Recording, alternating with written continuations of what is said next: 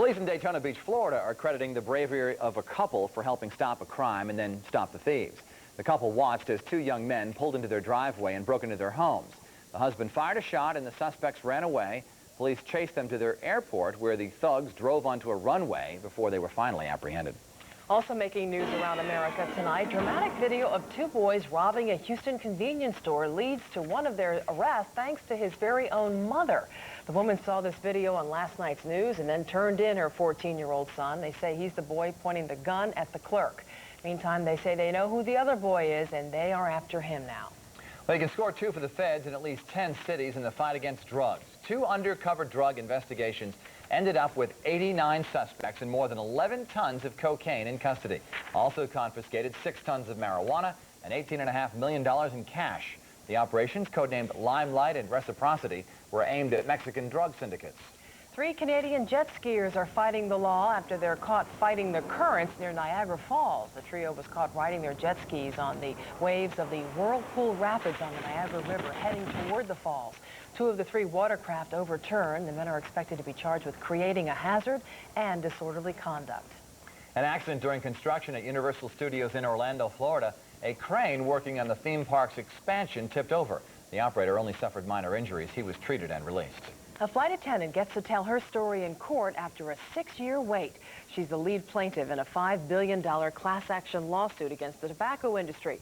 Norma Broyne has never smoked, but she now has lung cancer. Today, she told a jury in Miami about the years she waited on passengers in smoke-filled cabins. There was never a place on the airplane where you weren't subjected to the cigarette smoke. Being in an airplane, it's like being in an enclosed missile. Since 1990, federal law has banned smoking on domestic flights. This landmark case is the first where a jury will decide whether secondhand smoke causes lung disease. Well, the cause of one case of engine trouble is one we can guarantee not every car mechanic has seen. After examining the car and hearing whining and crying, a South Carolina mechanic looked under the engine and saw a puppy's paw hanging out. The 4-month-old stray had crawled in on a rainy night and just got stuck. He'd been riding around in the 200-plus degree engine for 2 days. The shop has adopted the dog as a mascot and named him Header. That's for the spot in the engine where the dog was found. He's doing okay tonight, though. Yeah. Aww. Well, straight ahead on the Night Beat tonight, Hilton will be along with a week's worth of weather for us. Some good news, but first, see for yourself. A historic Hawaiian landmark is on the verge of being demolished by lava from the Kilauea volcano. And then in sports, a big week of tennis in New Haven. How does the defending champion fare tonight on center court? Joe Tessitore will serve up the highlights on Channel 3 Eyewitness News, Connecticut's news station.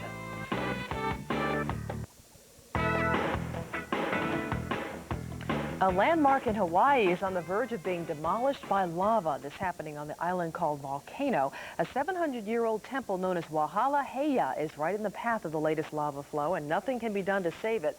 The location is rumored to be a former site for human sacrifice. Spectacular scenes out there also in Montserrat. Back here at home, though, a nice steamy day for us. Yes, Hilton is standing by with the very latest on what we can expect tomorrow and the rest of the week. Hilton. Denise, Dennis, we've got a little change in the weather heading in our direction. We'll squeeze in a little bit of comfort this week, but first let's start with what's happening right now on 3 Live WeatherNet and at the Channel 3 New England Weather Service in downtown Hartford. Down to 76 now. Our dew point is up, though, giving us 74% relative humidity. And in Milford, 76 degrees also with a high dew point, high humidity across the state. Enfield 75, Goshen 69 degrees, that's at the Torrington Country Club in Goshen. Downtown Waterbury 72 degrees, Connecticut Post Mall in Milford 75, Enfield Square Mall 75, and on the Yukon campus of stores 72 degrees. And live Doppler 3 radar pinpoints what's left of a line of thunder showers and showers that moved into the area, and they are pitiful and far and few between. A few just south of Litchfield going on over to around Route 8. A few light showers and sprinkles between Hartford and Middletown, and a few sprinkles southeast of Waterbury. We put the radar echoes into motion. They're part of a pretty big system, really. Part of that system sweeping through northern New England today.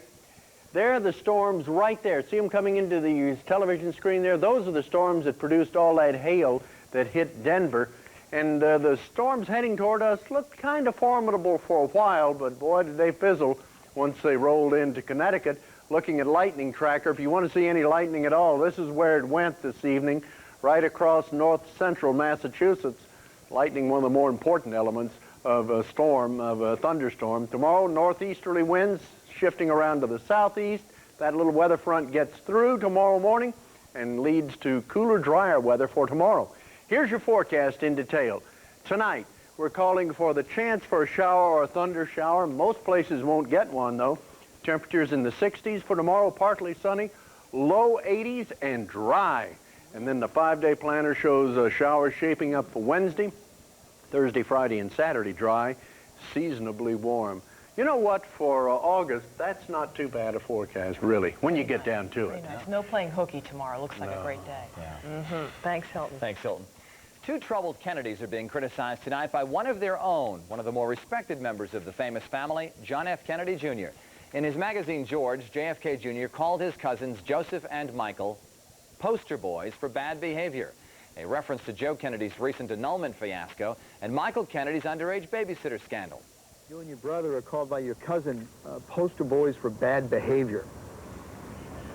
Well, What's your reaction to that?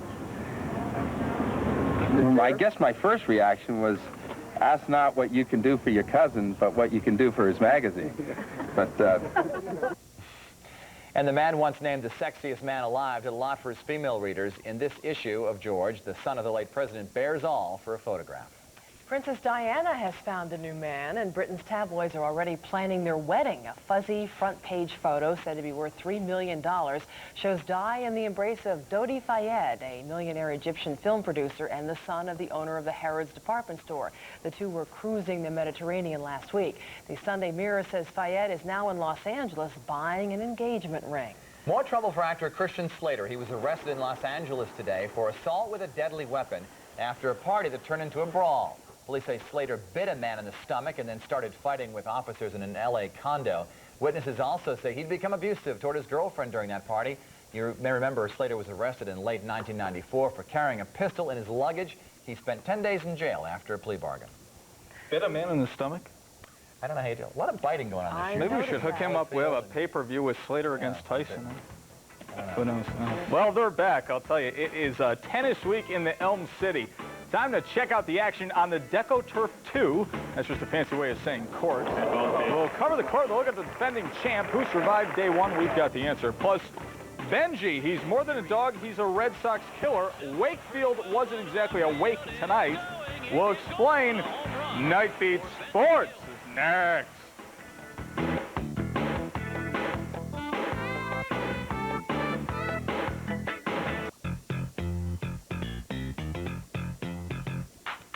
Tennis's Alex O'Brien is a self-proclaimed scrapper. He's the underpowered, over-hustling spark plug who never stops and is full of pure grit and spit.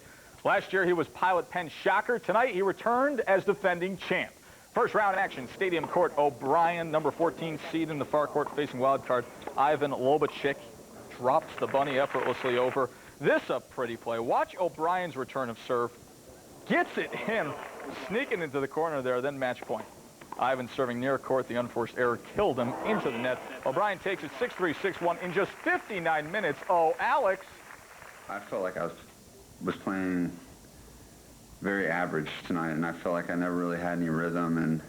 But what I did that I was happy about is I really fought hard and stayed concentrated and kept trying to play aggressive tennis, and that's how I win matches.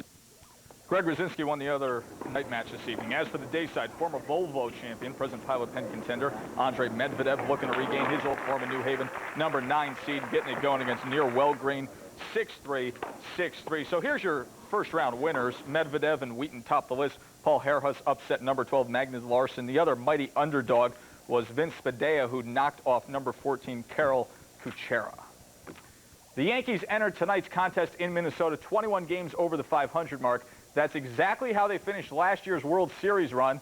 Why not do it one better? Do I hear 22 games over? This little guy offering some help there, and they could have used it in the third. Charlie Hayes sends it down the line. That's a good place to send it. Bernie and Paul come in 3-zip Yanks. Then in the fourth, guess who? He's Tino the Mino, a 3-run homer. You can chalk that up as number 38 on the year. It's the most Yankee homers since Reggie's 41 in 1980. A lot of numbers to throw at you. Here's some more. How's 11-0 sound? 21 hits on the night. Red Sox hosting Texas. Former Major League Commissioner Faye Vincent wondering, is anyone hiring?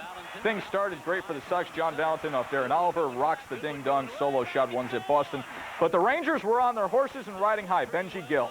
Are you kidding me? This is Benji Gill.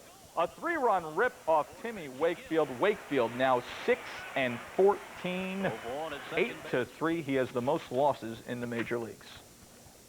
Last week, the Mets and Cubs made a big-time trade. Today, they finished it. One of the players to be named later has been named. They're calling him Mark Clark. He was 8-7 with the Mets and will start Tuesday for the Cubbies. Houston in New York, and it's Escape from New York, the kids version. This chain couldn't hold back the force and fury. First inning, first highlight. Old familiar name, Jeff Bagwell, the pride of U-Heart. 2-run homer off Pete Harnish.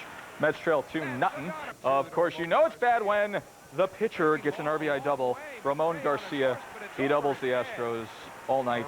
8-3 Harnish. Well, he's back playing baseball, and that's the good news. 0-1. Pilot pen, of course, all week long. Alex O'Brien off to a good start. Should be a good week. Thanks, Joe. The NightBEAT News Rules coming up next. Stay with us.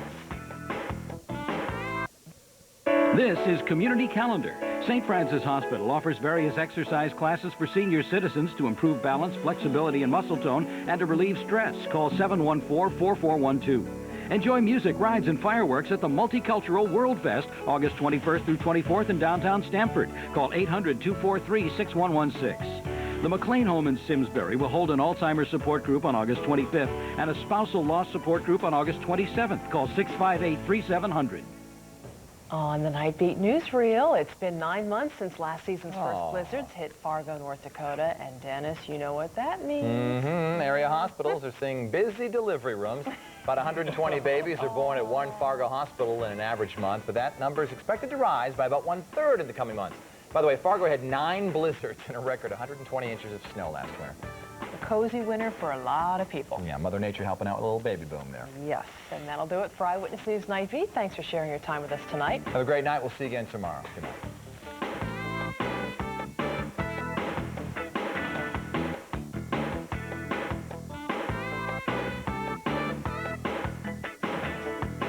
Exclusive The Jackie O Files. Watch Inside Edition.